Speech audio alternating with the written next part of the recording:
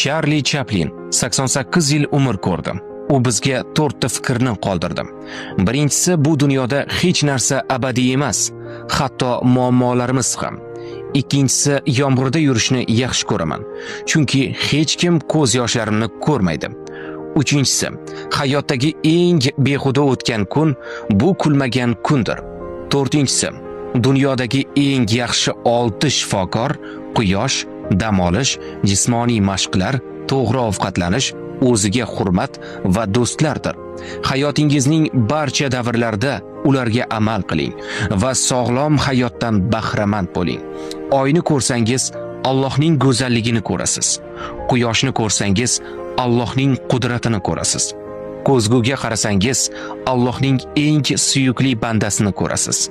Biz hammamiz sayyohmiz. Alloh bizning allaqachon yo'nalishlarimiz, joylarimiz va manzillarimizni belgilab qo'ygan. Videoni yaqinlaringizga yuborib qo'yishni unutmang.